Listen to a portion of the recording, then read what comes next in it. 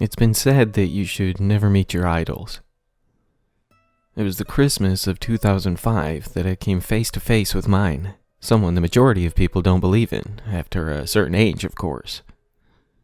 I was 10 years old at the time and still held on to my beliefs, regardless of the inherent mocking it would earn. Joanna, my older sister, Jo or Jojo to her friends and family, outright laughed at my insistence that the man in the hat was real, but she was always a logical thinker. Even when she was much younger, well, I was only 3 or 4, she rolled her eyes at my excitement about the arrival of jolly old Saint Nick, having never bought into it even when she was just a little girl, according to her dad. That's fine, I thought. Don't matter if you believe in him, 'cause he believes in you. Yeah, not the most well thought out inner argument, but it was good enough for an imaginative kid who couldn't stand the thought of his sister ending up with a stocking full of coal, even if she was being a jerk about the whole thing. When that December dragged by at a snail's pace, or so it felt to a kid eagerly anticipating whatever new goodies may be awaiting him on the morning of the 25th, I forged together my plan to prove her wrong once and for all. Sure, I can't deny that the satisfaction of having a well-earned "I told you so" to greet Jo with on Christmas morning wasn't at least a little bit behind my motivations, but I also couldn't resist the opportunity to meet the fabled jolly man in the red suit. My dad chuckled at my insistence that I would be camping out in the living room that night of the 24th, while my mom only shrugged with a smile. Just be sure to get some sleep, kiddo, Dad said, still laughing at my eagerness, mixed with exhausted yawns. I held the small camera I had received a Christmas or two back, clutched in my hand beneath the blanket, prepared to take a few shots as soon as Saint Nick made his appearance, but as the house fell still, I found it far more difficult to keep my eyes open.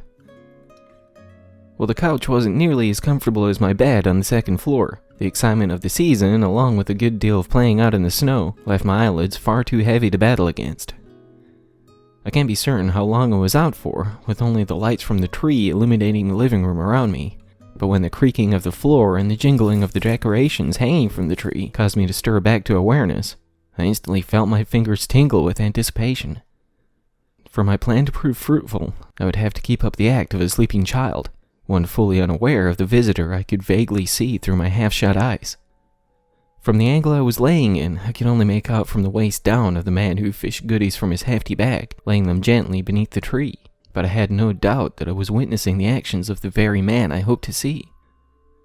With his back to me, I softly but hastily searched my fingertips around for the camera, which had fallen from their grip after I knocked out, but I attempted to keep my actions unnoticed. I slightly gasped aloud when my hand wrapped around the plastic shell, causing the man by the tree to spin in place, almost catching me red-handed. I snapped my eyes back shut, rolling them from side to side beneath their lids to imitate the rapid eye movement I had read about online. Whether or not I was overdoing it, acting as though I were erratically scanning them in every direction while still firmly closed, I had no way of knowing. But when I felt the air shift as the man drew closer to where I lay, I found it far more difficult to hide my excitement. I breathed in the scent of freshly baked cookies and peppermint, convincing me that I truly was in the presence of the fabled gift-giver himself. There was something else beneath the more inviting smells, something musty and aged, but I assumed that the big guy had worked up quite a sweat, given his laborious profession. After a few moments, I felt the oxygen around me regulate, as the light footsteps sounded as though they moved away from me again, so I took a chance on cracking open my eyelids. Sure enough, the man in the red suit was hunched over by the tree again. I knew that I had to make it quick, or I would lose this small window of providing evidence to my sister. In one swift but silent motion, I pulled the camera free from my blanket, aimed it at the man who still faced the tree, and snapped 3 pictures back to back, moving my finger so quickly that I didn't have time to register the bright flash. I felt my breath catch in my throat as he spun to face me, something I could only vaguely make out through the lingering effects of the blinking bright lights on my eyes, which had grown accustomed to an otherwise darkened room. "That's against the rules, little boy," his deep voice said, with his posture unchanged from what I could tell. I'm so sorry, I stuttered, feeling my eyes well up. I just wanted to prove to my sister that you're real. "You're not the first. Unlikely to be the last. But it's still forbidden, I'm afraid." I could see the silhouette rising back up to his feet, with the blotches of lingering light still blocking most of my view. He moved closer to where I lay, only slightly raised with the camera clenched between my trembling fingers. It wasn't fear that caused my extremities to shiver, but that sensation of guilt and embarrassment from being caught doing something I shouldn't have. Were this any other man, I would likely be so scared that I couldn't even form the stuttered words I managed to utter, but I was comfortable in the fact that Father Christmas would never harm a child, regardless of how naughty they were acting. "Give it to me," he said, holding his padded mitt just beneath my face. I gently raised the camera, placing it in his waiting hand, keeping my guilt-ridden gaze fixed on my wrinkled blanket. "There's nothing to feel bad about, my boy," he said, sliding the camera into his pocket with one hand and tussling my hair with the other. "Go back to sleep now." But will I mean, does this make me naughty? No, young Mr. Cobb. You've graced my nice list exclusively for years. He said with a hearty chuckle. I was a curious child myself once, so very long ago. Finally feeling comfortable enough to raise my eyes to meet those of the man who stood beside the couch, I found my voice silenced when I met his smiling face. While things were still somewhat out of focus from the lingering effects of the camera flash, what I saw through the haze was far from what I expected. Whether it was the fact that the skin tone of the left side of the face was not the same as the right, the green and red threads holding the mismatched flaps of skin together, or the two different colors and sizes of the eyes were what caught me more off guard, I didn't know. Whatever aspect of this crudely pieced together thing, for lack of a better term, I was certain that this could not truly be who I had expected a visit from this snowy Christmas morning. As my jaw fell open, a scream caught in my throat as the creature in the red suit swiftly and firmly placed a hand over my mouth.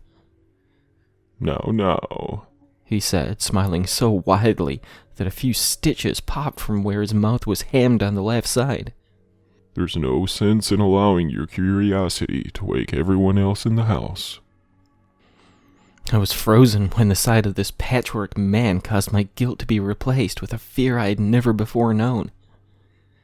My whole body trembled as one green and one hazel eye glared into mine.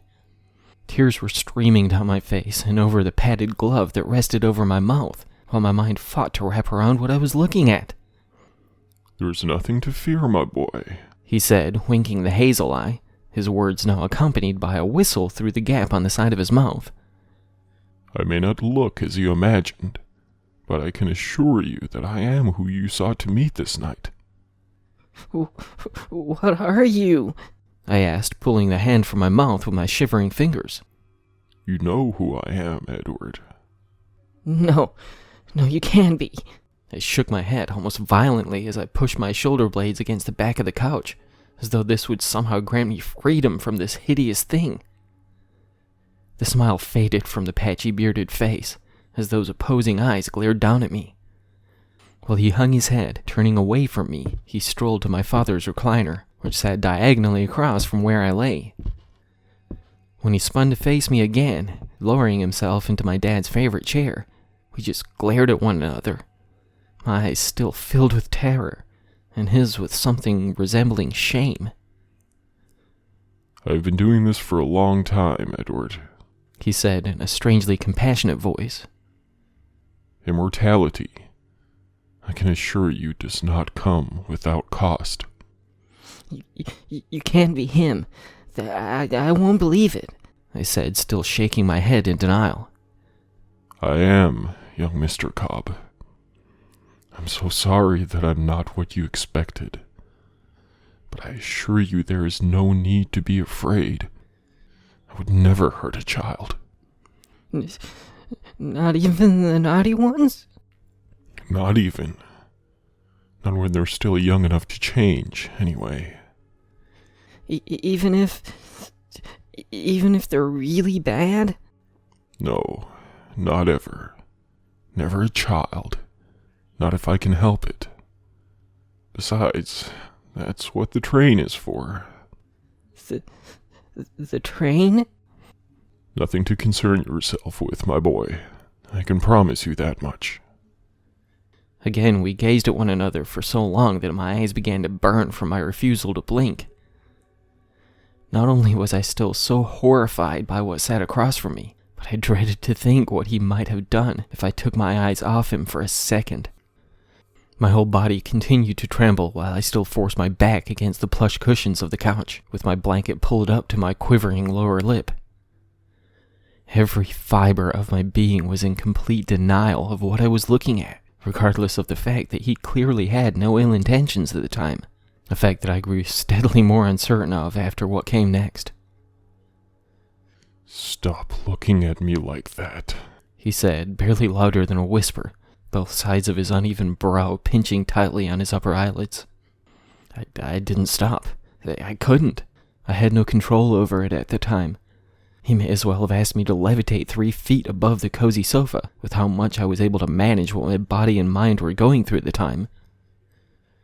Stop it, he repeated, leaning forward to lean his elbows on his knees. Do you have any idea what I have endured over the centuries? Do you have the slightest semblance of appreciation for what I put myself through to continue to give you ungrateful children a happy Christmas? I shook my near-spasming head, not in response to this question, but in further denial of what I was witnessing. I turned myself into an abomination. For you. You and all the other kids out there. Is that not good enough? I turned away from him, finally allowing my gaze to drift from his. Look at me, he shouted, reclaiming my unyielding attention as he practically leapt to his feet, whipping the hat from his scalp and tearing open his coat. The scars and stitched together, mismatched shades of flesh across his emaciated chest almost caused me to scream so loudly I may just wake the dead, as well as my sleeping family.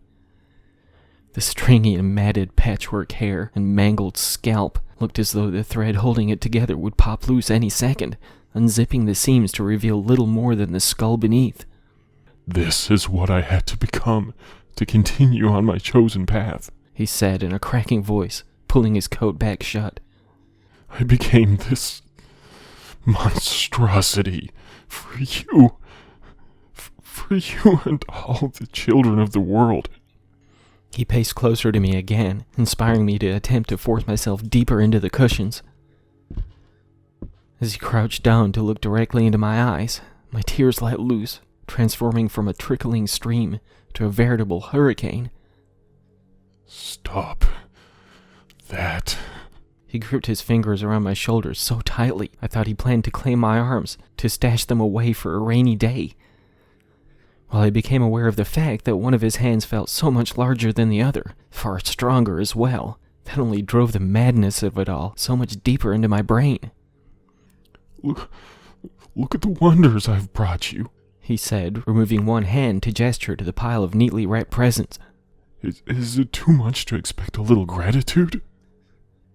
The mismatched scowl softened to reveal his own glassy eyes, glistening in the soft illumination of the festive lights upon the tree. In that moment, even through my horror-struck vision at the time, I could finally make out the melancholy and hurt-filled expression of a kind face hidden away behind the grotesque patchwork flesh. Thank you, I said, my tears finally dissipating. I'm sorry. Sorry I got scared. It's just... No, he said, his grip softening on my shoulder. It is I who should apologize, my dear young man.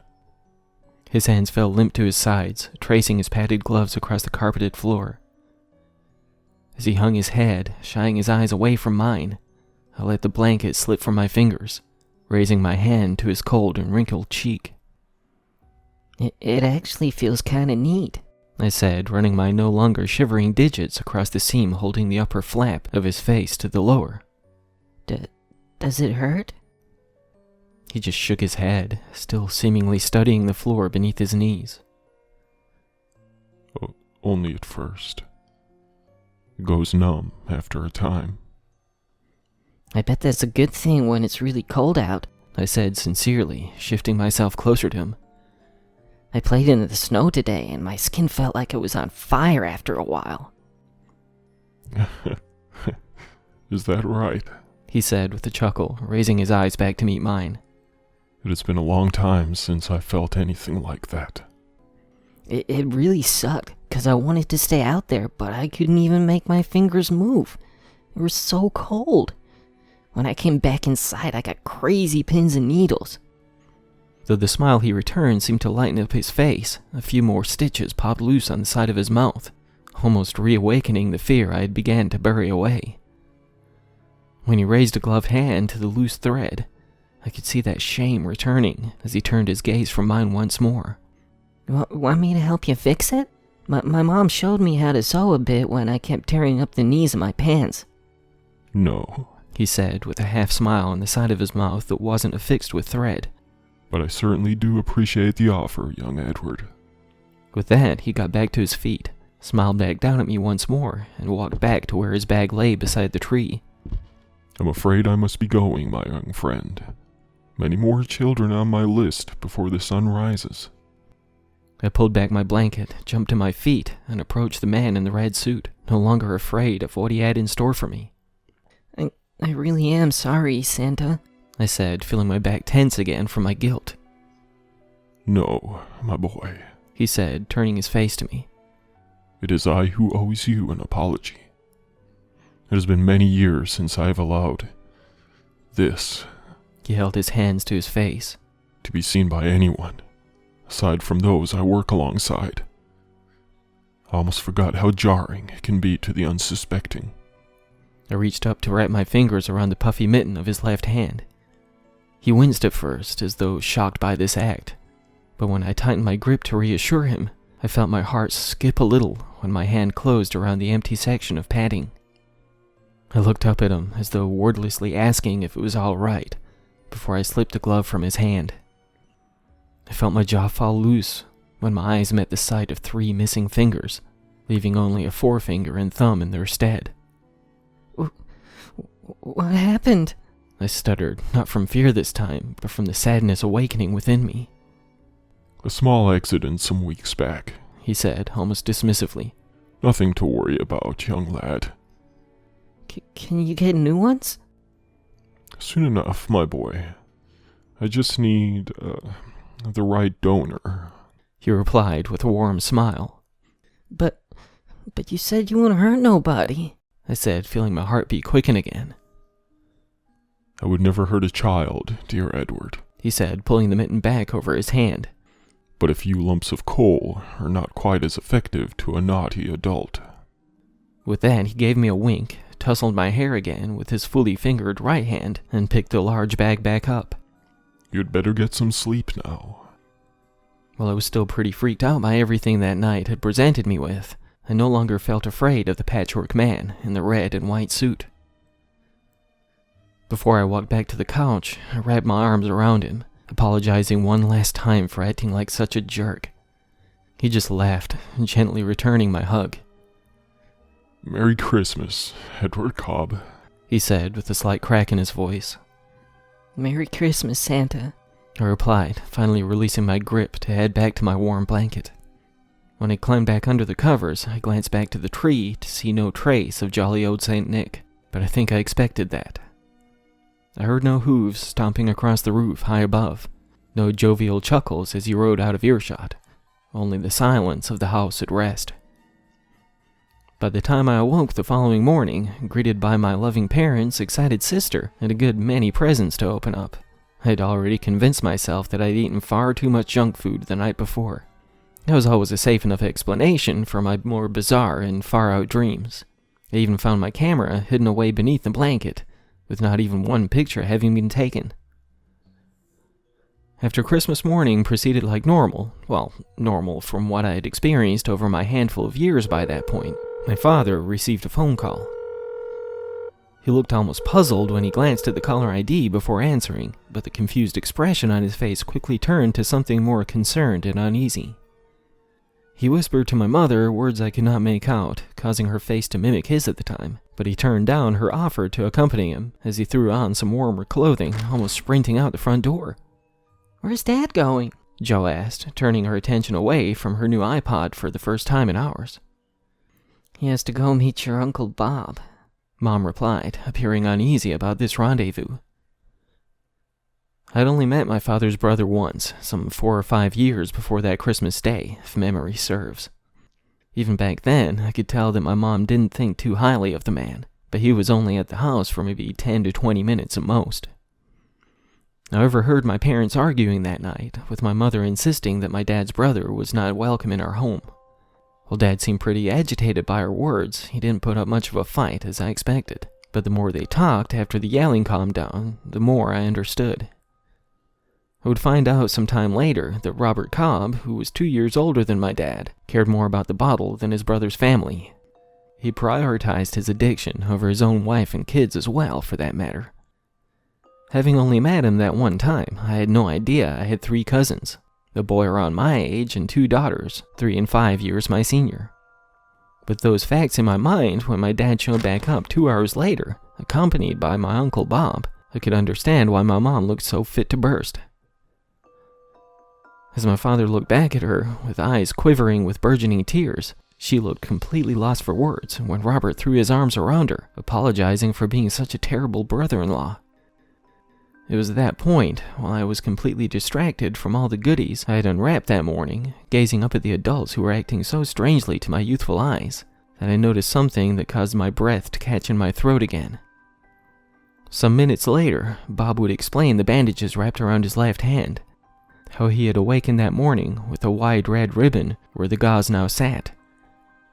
Being still hungover from the binge drinking of the previous night, the same way he had ended just about every day since his wife left him, taking their children with her, he had no memory of how he had lost those 3 fingers, nor why he had encased the bloodied stumps in such a festive ribbon. Seeing this as a much-needed wake-up call to finally put in the work to attempt to get his life back on track, he headed straight to the hospital, placing the call to my father when he arrived. When my parents escorted him into the kitchen, pretty much ordering my sister and me to stay put, we couldn't help but listen from the other side of the door. Though I was still far too young to truly understand a lot of what was being said, what Uncle Bob was confessing to, Joe attempted to explain it to me later in more child-friendly terms. Essentially, Robert admitted to the abuse he had inflicted on his wife and children. While he had only gotten physical with his spouse, he was just as ashamed of that as the years of verbal abuse. Over the following months, my father stood by his brother's side while he fought to get clean, with the full support of my mom. Sometime down the line, his estranged wife gave him a second chance. Ultimately, they could not save their relationship, but remained friends, even when she remarried. He would, however, become far more involved in the lives of his children, as well as his niece and nephew. To this day, Uncle Bob keeps in touch. I don't see him as much as I used to, him or my cousins. That's just part of getting older, I suppose. We all still get together for Thanksgiving and Christmas, the latter being more important to my uncle than any other holiday, as that is the anniversary of when he realized the monster he had become. Oftentimes, I allow myself to believe that the memories I still hold of the man I met that early Christmas morning are nothing more than an especially vivid dream that sticks with me to this day. The fact that the patchwork individual in the red suit was missing the same fingers my uncle lost track of some hours after that bizarre dream, I just chalked up to that unexplainable coincidence of a strangely prophetic flight of fancy of the sleeping mind. Of course, there are those other times when I fully and truly believe that I did uncover the truth behind the mythical saint of the season, and the extreme measures he took to be able to continue his mission through the centuries. Not only that, but I think it's very likely that he had a fully fingered left hand by the time the sun set on that Christmas day. Though I never saw him again after that night, I believe it was that experience that drove me to at least attempt to grow up to be a good man. That, as well as the lessons my parents taught me. Yes, there have been some hard times that almost inspired me to stray from that path, as life does tend to toss a few curveballs at even the most prepared for the worst. But I've always been able to find my way back. Perhaps it's not the most honorable motivation, the fear of having bits and pieces of myself cut and stripped away to fix up a broken fender or two on Santa's sleigh, but it's something at least. Believe my story or not, it's pretty far-fetched, I can't deny that. All I ask, when all is said and done, just try to be good. For goodness sake.